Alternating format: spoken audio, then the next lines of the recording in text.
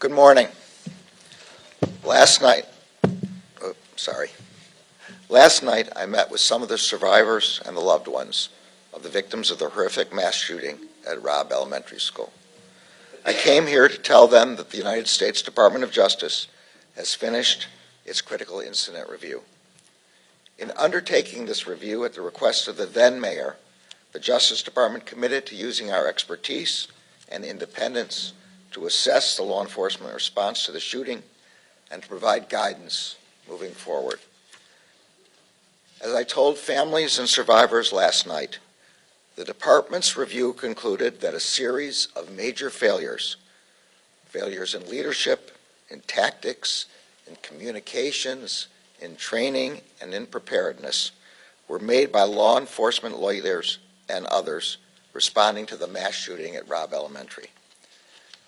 As a result, 33 students and 3 of their teachers, many of whom have been shot, were trapped in a room with an active shooter for over an hour as law enforcement officials remained outside. I also told the families and survivors how deeply sorry I am for the losses they suffered that day and for the losses they have suffered every day since. I told them that the priority for the Justice Department in preparing this report has been to honor the memories of those who were taken from them. And I told the families gathered last night what I hope is clear among the hundreds of pages and thousands of details in this report. Their loved ones deserve better. The law enforcement response at Robb Elementary School on May 24, 2022, and in the hours and days after, was a failure that should not have happened. We hope to honor the victims and the survivors by working together to try to prevent anything like this from ever happening again, here or anywhere. I'm now going to turn to the key observations and recommendations of the report. On May 24, 2022 at 11:33 a.m., an active shooter wearing body armor and equipped with a high-power AR-15 rifle entered Robb Elementary School and began shooting into classrooms 111 and 112, which shared a connecting door. Within minutes, 11 law enforcement officers from the Uvalde Consolidated Independent School District and the Uvalde Police Department arrived inside the school. Hearing continued gunfire, 5 officers immediately advanced toward classrooms 111 and 112. Within seconds, shots were fired from inside the classroom. Shrapnel hit 2 officers, and all responders retreated to cover. A single officer then made additional attempts to approach the classrooms, but after 11:40 a.m., no more attempts to enter the rooms were made until 12:48 p.m., more than an hour later. As a consequence of failed leadership, training, and policies, injured and scared students and teachers remained trapped with the subject in the classrooms, waiting to be rescued. Survivors later shared that they heard officers gathered outside the classrooms while they waited. The victims trapped in classroom 111 and 112 were waiting to be rescued at 11:44 a.m., approximately 10 minutes after officers first arrived, when the subject fired another shot inside the classrooms. They were still waiting at 11:56 a.m. when an officer on the scene told law enforcement leaders that his wife, a teacher, was inside room 111 and 112 and had been shot. They were still waiting as broadcasts went out on officer radios that a student trapped inside rooms 111 and had called 911 at 12:10 p.m. to say that that the student was in a room full of victims. That student stayed on the phone with 911 for 16 minutes. The victims were still waiting to be rescued when the subject fired 4 more shots inside the classrooms at 12:21 p.m., 49 minutes after officers arrived on the scene.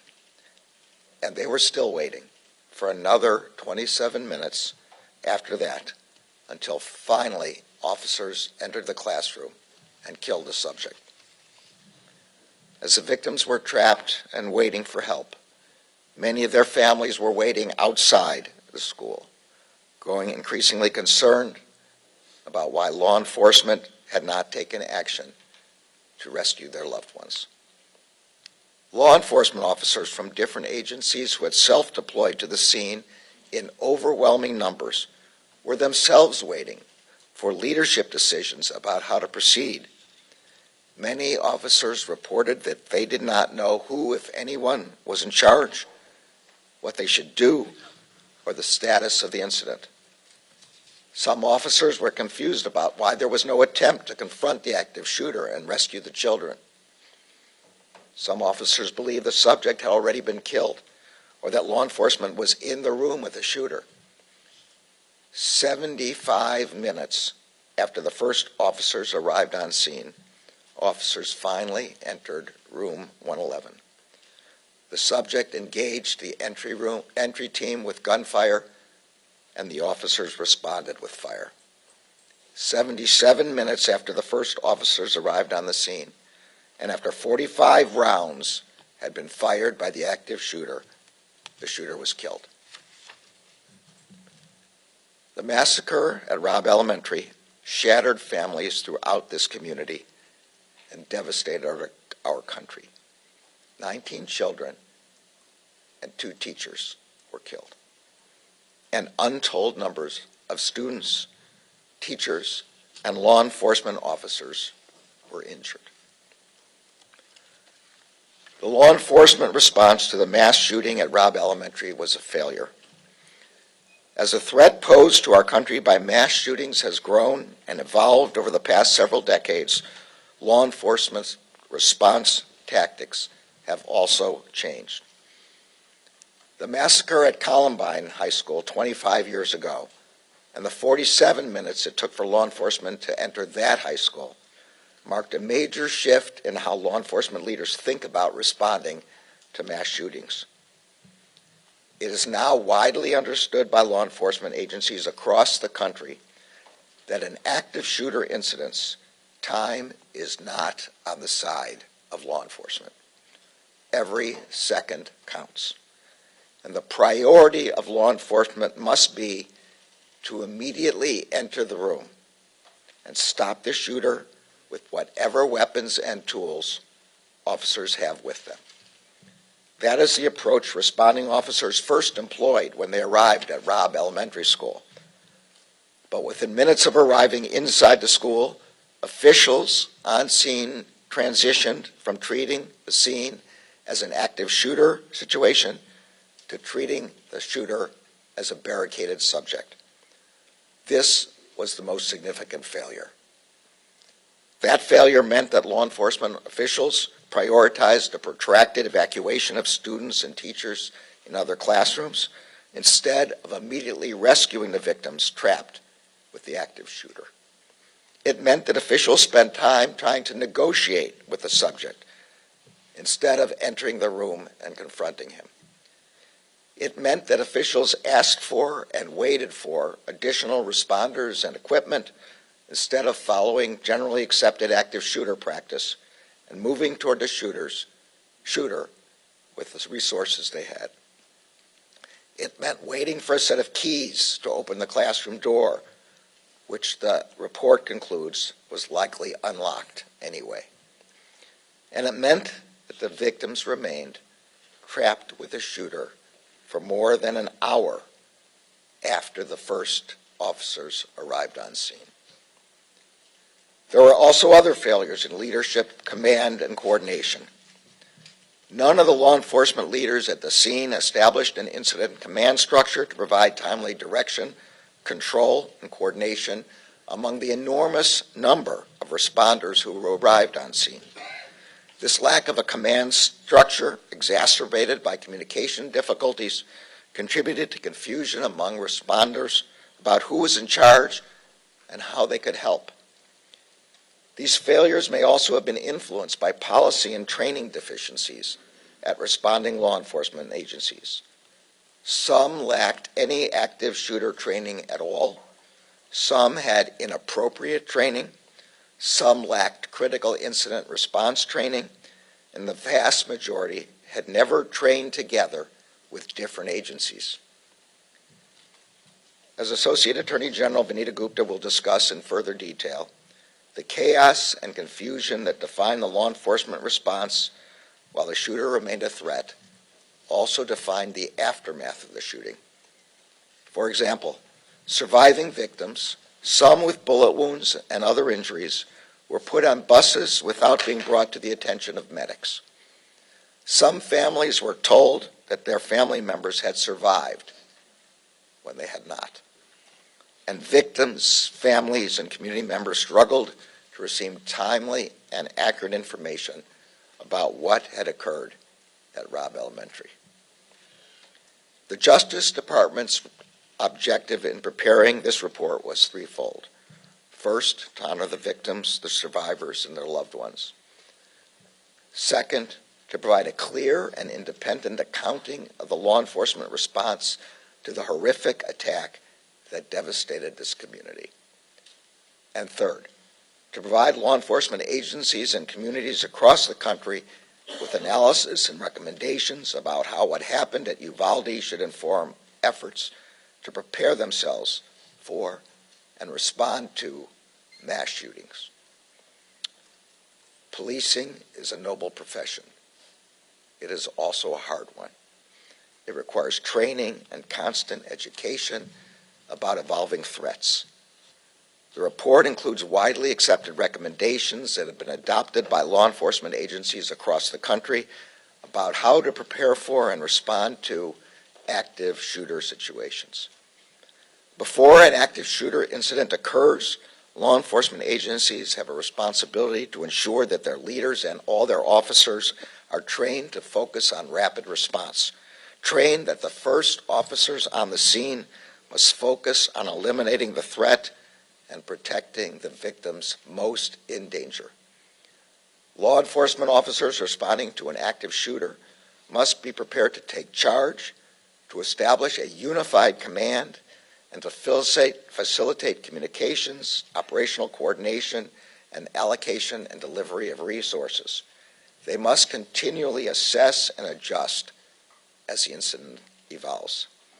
And in the aftermath of a mass shooting, law enforcement and government agencies must provide the public with a sense of trust and confidence by communicating openly, clearly, and compassionately during a time in which many are learning the most devastating news that any human being can receive. The victims and survivors of the mass shooting at Robb Elementary on May 24th, 2022 deserve better. First and foremost, the 19 children and their 2 teachers who were stolen from their loved ones should be here today. They never should have been targeted by a mass shooter. We must never forget the shooter's heinous act that day. And the victims and survivors should never have been trapped with that shooter for more than an hour as they waited for their rescue. The families of the victims and survivors deserve more than incomplete, inaccurate, and conflicting communications about the status of their loved ones. This community deserved more than misinformation from officials during and after the attack. Responding officers here in Uvalde, who also lost loved ones and who still bear the emotional scars of that day, deserve the kind of leadership and training that would have prepared them to do the work that was required. Our children deserve better than to grow up in a country where an 18-year-old plan to triage the 35 victims in classrooms 111 and 112, many of whom had been shot. Victims were moved away without precautions. Without appropriate precautions, victims who had already passed away were taken to the hospital in ambulances, while children with bullet wounds were put on school buses without any medical attention. In the commotion, one adult victim was placed on a walkway, on the ground, outside to be attended to. She died there. The reunification and notification process for families was similarly chaotic, and as some of the families described, truly deeply painful. During and after the 77 minutes, families and survivors received unclear and sometimes conflicting information about where to go to reunite with their loved ones. Many family members waited at the school for hours without status updates, not knowing where their children were, if they were safe or hurt, or even alive. Families searching desperately for their loved ones were sent to different places all across town: the high school, the civic center, the hospital. Some of these details are gut-wrenching. Families hearing about the need for autopsy results as the first indications that their loved ones may not have survived. At one point, hours after the shooting, an official incorrectly told families waiting for their children at the civic center that an additional bus of survivors was coming. It did not. Inaccurate and inconsistent public communications, including social media posts and press conferences, only made things worse. At 12:06 p.m., law enforcement posted on Facebook, reassuring parents that, quote, students and staff are safe in the buildings, close quote. That false reassurance was never corrected. An hour later, law enforcement inaccurately posted on social media that the shooter was in custody. That post, too, was never corrected. Both impromptu and scheduled news conferences and media engagements contained inaccurate, incomplete, and at times conflicting information. Mirroring the failures of the law enforcement response, state and local agencies failed to coordinate, leading to inaccurate and incomplete information being provided to anxious family and community members and the public. We also know the pain following a tragedy like this endures, and that the support this community needs has often been missing.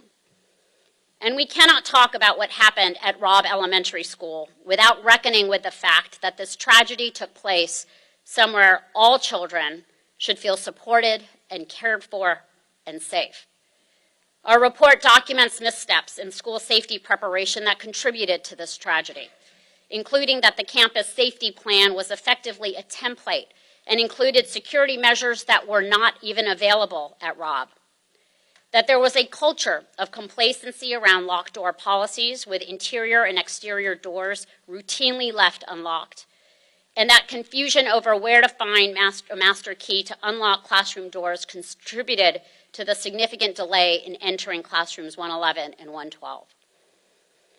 As I made clear last April when I came to Uvalde to meet with families, and as we reiterated to families last night, this report not only looked backwards, but also identifies lessons learned and recommendations for other communities to prevent something like this from happening again. No law enforcement agency or community can assume that what happened here, or in Newtown, or in Parkland, or in Columbine, can't happen in their community. That is our reality. This report offers 273 recommendations for law enforcement agencies and other officials in every community. That includes a series of recommendations for law enforcement and government agencies preparing for and responding to mass shooting incidents and active shooter incidents as they occur. In the immediate aftermath of an active shooter incident, law enforcement leaders must continue to provide guidance and direction to all first responders, including triage planning to ensure that emergency personnel can access victims as soon as possible. Law enforcement and government officials must provide proactive, timely, and accurate information, notifications, and give community members as much information as appropriate at any given time to help avoid or mitigate rumors, uncertainty, and unnecessary worry. If an organization shares incorrect information with the public, it should be open about it and correct that mistake. In the days, weeks, and years after a devastating attack, survivors, the family members of victims, community members, law enforcement, and other first responders, and their families should continue to be offered both immediate and ongoing trauma support. The Justice Department remains committed to the Uvalde community. Federal Victims of Crime Act formula funds are being used to support victim services in Uvalde, and our Office for Victims of Crime is working with the state of Texas and the Uvalde community to complete the application for supplemental Justice Department funding that is going to enable continuing services for victims, survivors, and their families. And through our COPS office, the department has also awarded the local school district substantial funding over the past 2 years through our school violence prevention program to help this community continue to improve school safety and security. Before we started this review, we consulted with the International Association of Chiefs of Police to build out a team of experts, including several law enforcement leaders who have ably led their communities through mass violence events. I am grateful to those leaders who lent their expertise to us and to our COPS office team for their immense dedication and commitment. Together, the review team's work included reviewing more than 14,000 pieces of data and documentation, including policies and procedures, training logs, body camera and closed-circuit television footage, photographs, and more. They made 9 visits to Uvalde for a total of 54 days in this community. They conducted more than 260 interviews of individuals from more than 30 organizations and agencies, including responding law enforcement and survivors, family members, victim services providers, and school and hospital staff. They traveled throughout the country to review generally accepted practices and contemporary active shooter training courses. Other organizations and news outlets have documented parts of what happened on this horrific day. But all of this work has led to a Justice Department report that is both the most detailed and broadest in scope, looking beyond the immediate incident to include the communications, victim services, and school safety aspects of this tragedy, as well as the post-incident response and investigation and pre-incident planning and preparation. The public demands a lot from law enforcement, and we often take their service for granted. Every day, police officers run towards danger to keep people safe. In Uvalde on May 24th, 2022, that did not happen until far too late. Uvalde is a community that is healing, and getting clear on the facts is part of healing. So too are the beautiful, powerful murals all over the city, commemorating each child and teacher killed on May 24th. And so too is enacting change in policies and practices to help make sure these failures do not happen again. While it took time for the Justice Department to examine the facts and put this report together, our commitment to the Uvalde community does not end here. Through available funding, resources, victim services, technical assistance, and training, we will support Uvalde and communities across the country in their efforts to prevent and address violence. Just as we have looked back, we will look forward. We are committed to honoring the memories of the lives that were lost here by working to build a future where all of our children, their loved ones, and their teachers can feel cared for, supported, and protected. I will now pass this to Hugh Clements, the director of our COPS office. Good morning, and thank you, Mr. Attorney General and Associate Gupta. I know that nothing can take away the pain suffered by the families, the survivors, and the entire Uvalde community. But I do know that the team at the COPS office has been driven to provide an authoritative accounting of everything that transpired at Robb Elementary on May 24th, as well as the events leading up to it and an examination of what happened afterward. As someone with 38 years of law enforcement experience, and 12 of those as chief of the Providence Police Department, I know the importance of having the right policies in place, the right training, and the right partnerships, especially law enforcement partnerships with schools, communities, and other agencies and first responders. This report stresses the importance of those working relationships and how invaluable they are, especially when there's a critical incident. Of course, no one ever thinks something like this is going to happen in their community until it does, which is why the recommendations we provide in this report are so critically important. Unfortunately, the review of the mass shooting at Robb Elementary School is not the first critical incident review that the COPS office has conducted. But having done this before, we know the value of the information provided.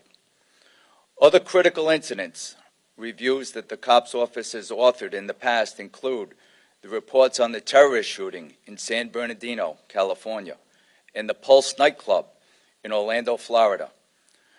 We heard from the agencies involved how valuable these reports were, and we know from talking to agencies across the country how they have incorporated the recommendations shared into their own planning.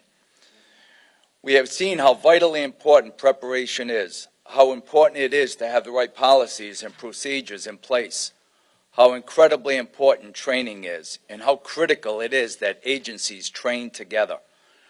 Reviews such as this can be tremendously helpful and important to both law enforcement agencies and the communities they serve, as they work together to see how they can improve policies, procedures, systems, and most importantly, relationships. We talk about that and much, much more in this report, which I know is going to be very important, a very important resource to law enforcement agencies in the months and the years to come. You will see in this report that the team has worked diligently in carrying out a number of critical steps, including developing a complete incident reconstruction, reviewing thousands of relevant documents, conducting site visits, and interviewing a wide variety of stakeholders. As I said, we know that nothing can take away the pain that this community has endured, but we were dedicated to providing this community with a transparent, independent, and thorough review of what happened. And I believe that this report has done just that. Thank you.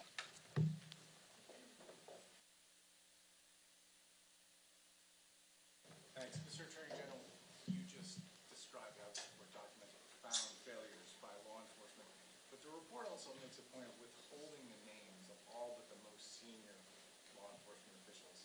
Does this report sufficiently hold accountable the individuals responsible for failures? So the report is an analysis of what happened at Uvalde, including by everyone at Uvalde, all responding agencies. It concludes that this was a failure of leadership, and so all members of the leadership who failed were identified. It also identifies individual officers by rank and by what agency they're from, but the standard practice of the Justice Department in these critical incident reviews is not to name those who are not listed as at fault, and particularly not to name those in lower ranks who acted on the scene. Next question. Mr. Attorney General. Case at 12. I have two questions for you, Mr. Attorney General. Your report here names Pete Arredondo and Mario Vargas as leaders in this incident that happened at Robb Elementary. Had they acted in the way that was put out as guidelines after the Columbine shooting, would lives have been saved on May 24th? I think the report concludes that had the law enforcement agencies followed generally accepted practices in an active shooter situation and gone right after the shooter to stop him, lives would have been saved and people would have survived. My second question for you, sir. Based on this report, we know at this point no criminal charges have been filed against anyone who responded that day. Based on what you all found in this report, should the Uvalde County District Attorney file any criminal charges for the law enforcement officers who responded that day? Well, I'm going to leave that question for the DA. Just to explain for everyone, the Justice Department only has criminal jurisdiction where federal crime has occurred. The shooter here is dead, and there's no federal criminal jurisdiction. What we've done is responded to the mayor's request, that mayor's request, for a critical incident response examination to determine the manner in which the agencies responded and to provide recommendations for the future, and that's what we've done. Next question. Tribune. Texas Tribune. Mr. Attorney General, you identified one of the objectives of this analysis to provide law enforcement agencies with recommendations, and there are nearly 300. Could you talk a little louder? Which recommendations do you think law enforcement agencies should undertake immediately? What's the most urgent issue? Yeah, so the most significant failure, and therefore the most significant and urgent thing for law enforcement to do, is active shooter training, which provides that when an active shooter is in a building or anywhere else, The first priority is to stop that shooter and to remove people who are immediately endangered by that shooter. And that requires tactical training. That's the first thing. Say the second thing is critical incident response. Establishing who's going to be the on-site commander, making clear to all other agencies that that person will be the on-site commander. That, again, requires training and practice and response.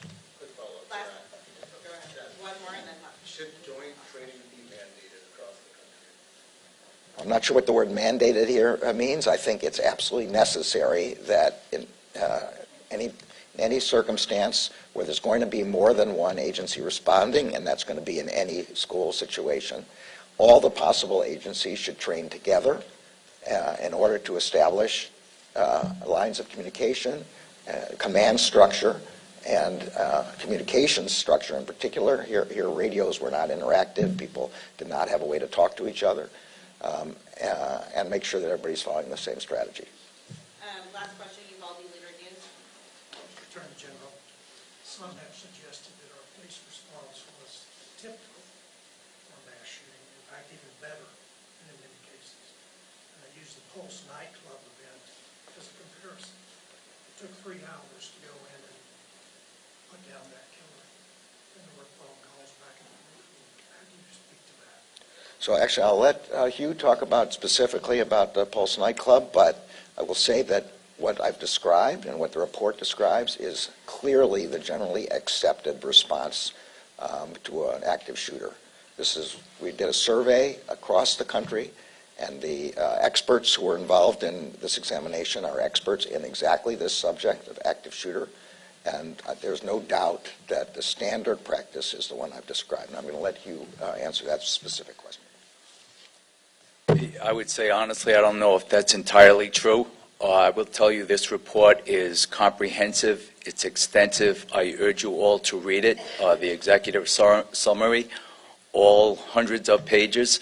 I will say there was a epic, complete lack of leadership, unity of command. There was no incident command set up. That's not the case with the Pulse nightclub.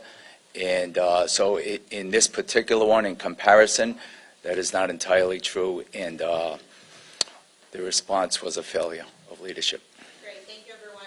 Thank Thank you, everyone. Well, there are a lot of family members here. Can you just let us know, do you believe charges should be filed?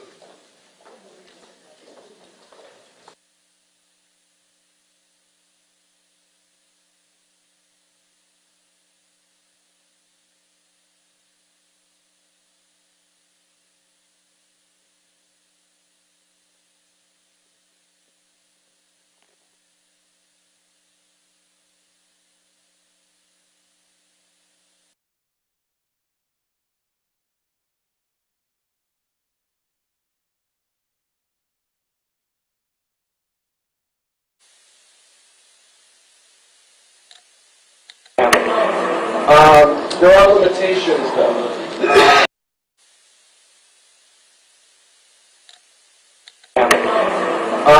There are limitations, though. These families didn't need a 400 or 500-page government report to learn that law enforcement failed them in a historic way. Well, they didn't need the report to tell them that law enforcement violated its most sacred responsibility, and that is to protect our children in a time of great need. They didn't need that. Why did they need that? Because they were there. Some had AR-15s pointed at them as they desperately tried to help when law enforcement wouldn't. They were there as their children were being killed while law enforcement was paralyzed. Paralyzed. They were there. So they did not need to learn that. But the details of the investigation will come out for whatever value they provide. It's important to understand what is, go back and let's just refresh our recollection about what happened that day. Within minutes, really, hundreds of heavily armed law enforcement officers were there from all different agencies. The DEA was there. The Border Patrol was there.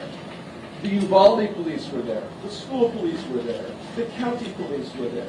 Texas marshals were there. It was a convergence of heavily armed and mostly very well-trained law enforcement agents. And you would think that they were fighting to protect a major army from invading us at our borders, as we would like our law enforcement to protect us. But who was on the other side of this epic battle? What were they afraid of? Were they afraid of an 18-year-old kid? This 18-year-old, let's remember, was about 5'5" or 5'6". He was 140 pounds, soaking wet. Were they really afraid of this kid? No. They were afraid of his weapon. And it turns out that even some of these well-trained officers are human beings. And guess what? We've learned from this event, from Parkland and other events where law enforcement got cold feet. These people were scared. They were scared because they're human beings, and they were scared of getting killed. And they waited around while somebody else was going to be brave enough to intervene. The questions that are not answered in this report are significantly more important than the questions that are. This 18-year-old kid was able to walk into a store down the street and acquire a military weapon, a Daniel Defense AR-15. And within about a week, he acquired another one. The day he turned 18, he had made his decision long in advance. In fact, he had ordered 60 30-round magazines, and they were delivered to his home. How did that happen? Where's the government investigation on how this kid got this firepower? The other thing that happened is he ordered over 1,700 rounds of ammunition from an online ammo dealer. How could that happen? How could that happen? Where's the investigation into that? How did this 18-year-old kid even know enough to know how to equip himself in this way? What happened? What are the means by which gun companies are marketing these weapons to our children? How are they reaching them? Where's the role of marketing and the gun companies in this report? There's no fault or investigation whatsoever. The truth is you can respond to an active shooting, but let's not delude ourselves. You might be able to save a few lives, but we can't accept that that's the best we can do. Over 12 years ago, about 12 years ago, almost 12 years ago, after the Sandy Hook shooting, shattered families went to the United States Senate and they begged. They pleaded. They said to our elected officials, it's too late for us. Our children were just killed by a kid, a troubled kid under 21 who used an AR-15 to kill our children. They said, help us. You can't help us, but you can help us by helping others. You can help us by help. And Congress turned their back on the Sandy Hook families. And Congress turned their back on the Sandy Hook families. And because of that, and by the way, the Sandy Hook families weren't the only families to plead, to beg, to say, let's protect our children. There were other families. Every mass shooting that occurs, almost, there are families pleading with the government to do something. Parkland families said the same thing. They said, okay, how about now? How about now? Let's limit the access to these weapons to children, to kids 18, 19, 20 years old. And Congress thumbed their nose at the Parkland families. And Merrick, the Attorney General, is here. He's done nobody can fault the Attorney General for his commitment to this or his concern for these families. It's very moving, and his entire office, and I applaud them in this effort. But the Attorney General wouldn't be here. None of his team would be here. I wouldn't be standing here. Most importantly, these wonderful families wouldn't be here, standing here pleading, talking about what happened that day. You wouldn't be here. But if Congress had just listened, if the Senate just listened to the Sandy Hook families, if they had just listened to Parkland, you know who would be here?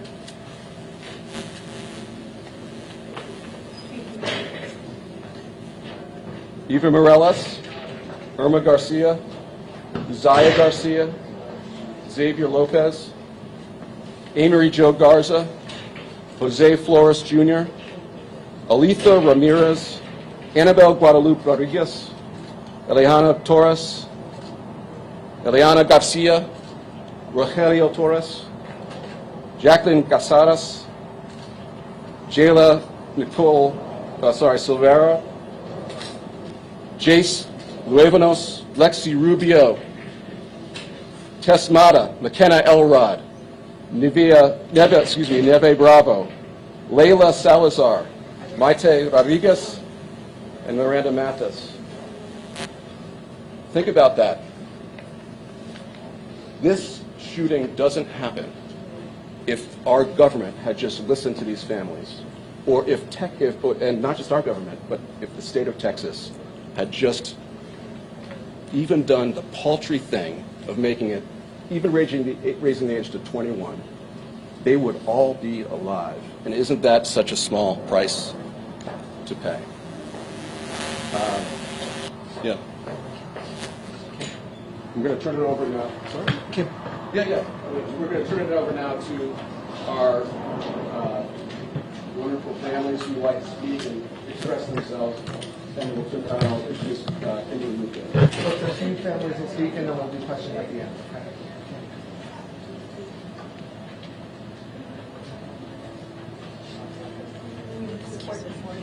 I read that Pete directed officers intending to gain entry into the classroom to stop. That no leader effectively questioned the decision and lack of urgency of UCISD PD Chief Arredondo and UPD Acting Chief Mariano Vargas toward entering classrooms 111 and 112, and that leadership can arise regardless of rank and title. I hope that the failures end today, and that local officials do what wasn't done that day, do right by the victims and survivors of Robb Elementary, terminations, criminal prosecutions. And our state and federal government enact sensible gun laws, because Robb Elementary began the day an 18-year-old was allowed to purchase an AR-15.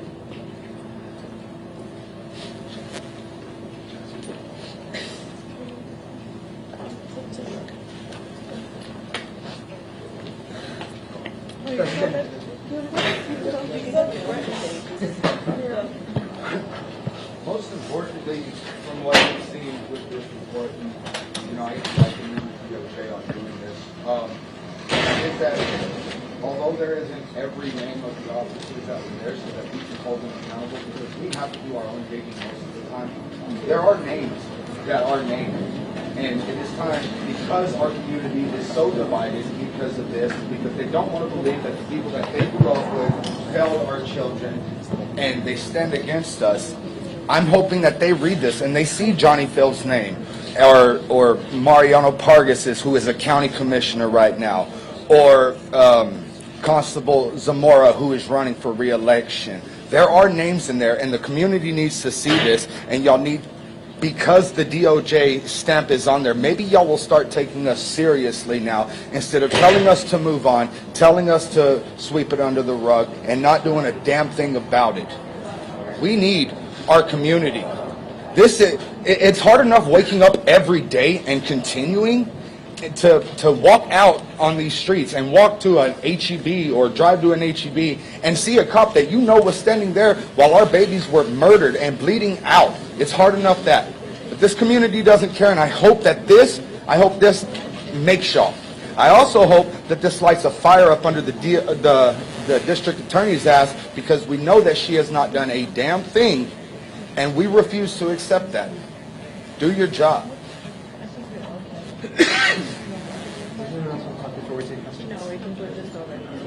Okay. Let's try to go one at a time and just introduce yourselves so they know who they're talking to. Where do we want to start? Shimon, go ahead. So just let them know who you are, Shimon. Shimon Prokop at CNN. Just, do you guys feel that the report was far enough in naming people and holding the accountability? Because, as we know, DPS has a larger number of law enforcement officials outside of the city. There's a lot of video and a lot of information about their actions that day. But it doesn't seem that this report really touches on their actions that they do. It seems to focus mostly on the local officers, not the officials. Are you concerned about that? Some reactions to that? You can just step to the mic. I don't understand why they are allowed privacy. My child, their children, they are named in this report because they are dead. Everybody should have been named. Do you feel, Kim, if I can follow up, that somehow maybe DPS is off the hook on this, but when you look at this report, do any of you want to just... I mean, it's kind of hard to answer the question because we've only been given an hour and a half to kind of just look through the report. So we don't even know if they are mentioned in there or not. We would hope that they are because they were there, so we hope that they would be accountable for their actions as well. Ronnie, following up on that, Monica Madden, KXAN and Nexstar. I know that you said you're still sifting through the report and everything, but were you hoping that the Attorney General would have addressed a lot of more of the aftermath, the delays in the DA's investigation, DPS's investigation into its office's actions and accountability? Were you hoping that he would address more of that publicly? I mean, of course we would have. We're grateful that we got what we have right now because it's probably the most updated information that any of us have gotten since May 24th. So, and we're very appreciative of what he's done right now. But yeah, we would have liked to have more information about it. Ma'am, with Jim Ryan with ABC Radio, did you learn anything new from what you've seen in this report? Is there anything that you didn't know before? We knew as families, you know, just kind of talking amongst each other, we knew the failures that had happened. We just kind of, it makes more clarity now because it's written and now it's set in stone and what we thought is true. So I did learn something. You did? I didn't realize that the scene was compromised. The what, I'm sorry? The scene was compromised, that there was people that shouldn't have been there that were entering the classroom. That's mentioned in the report. And how did that make you feel to learn that? I want to continue reading more when we're done here. So a couple more and then we can go read. Two quick ones. News 4, WAI, KBB in San Antonio. In all of your guys' mind, is there any question left that the DA should have all that she needs, all that she is required to have for her investigation to be able to pursue criminal charges now at this point? Yeah, what else does she need? Go to the... Yeah. Yeah, I mean, this is probably the most extensive piece that we have about all of the feelings that happened that day. What else does she possibly need to prosecute or to remove these people from their positions of power and they can't even do their jobs? Yami Virgen, KBB, WOAI. How safe are the children of Uvalde right now? I think the point of this is that none of us are safe. That's what Josh just mentioned. None of us are safe because these weapons are on the streets. Sorry. Guys, Samantha Anderson from San Antonio. I've talked to so many of you over the past year. A lot of you recently have expressed concerns about the 2-year mark, meaning that the statute of limitations for misdemeanors will expire. Are you hoping that this will potentially fast track the upcoming DA investigation, the ongoing DA investigation? Well, even the DA can't get in our way fully in our way of an investigation. But it ought to be, to your point, it ought to be said that the DA, with the help of the AG here in Texas, is fighting the disclosure of a lot of this important information. So the DA is effectively, the DA has a job to do. We understand that. But she's locked up this information that these families deserve to have access to evaluate their legal rights. There's no reason why she can't do her job so that we can do ours and so that these families get the information they deserve to make the decisions they have to make. Assuming she's still giving you no timeline updates whatsoever? I mean, I think at this point it's not a good bet to bet on the DA's timelines. Okay. Sergio Martinez Beltran with Yes, sir. Texas Newsroom. Quick question, you talk about how you're representing the family, you're trying to conduct an investigation. What's the purpose of it? Is it potentially to sue the local law enforcement agencies? Like, what are you hoping? Well, it's similar. Of course, the DOJ looks at the criminal, the DA is looking at criminal allegations. But the other facet to these incidents is what went wrong, and how can we hold those people accountable in the traditional means, other means that we do so, which is by bringing legal action against them, so that there's another incentive to clean up their act, right? And so so we have to look at all the angles here. What contributed to this? And it should be noted that when many of us were growing up, maybe am I the oldest person here? But when many of us were growing up, we didn't have these routine mass shootings with AR-15s. But guess what? AR-15s were available. So something's changed. And so one of the big things that we've seen in Sandy Hook and Parkland and other cases is that what's changed is the way these weapons are pushed on youth. And this is a tragic and unnecessary example of the repercussions of that. When I was growing up, nobody knew what an AR-15 was, and here every kid of a certain age, especially boys, know what they are because they're being courted, and they're being courted with other actors like social media and et cetera. So these gun companies are really pushing these products on kids for these types of missions. William Otto from the Texas Tribune, are you suggesting that you're going to pursue charges against gun manufacturers? Well, I don't bring charges, but fair enough. But the legal issues that we're under consideration now I can't really speak about beyond just the big picture type of things that you have to look at an incident like this. I mean, there's a lot of factors that go into something like this. For the families now, what are the next steps? As we now have one of these investigations out, there's numerous. The DPS is still doing their investigation. We obviously have the DA who is still doing theirs. What is next for all of you as you continue to try and move forward and, one, put the day behind you, but two, create change? I think we're going to continue fighting. We're going to continue fighting that that some type of change is made in honor of our kids. We have nothing left but to fight for them. We are their voices now, so we're going to continue. Can I just get a reaction from someone, the Attorney General, having it stand there, a very significant moment when he says that lives, that officers follow protocols, lives are not saved. How was that? How was that for you to hear him say that? Because so many people have not wanted to say that. The law enforcement.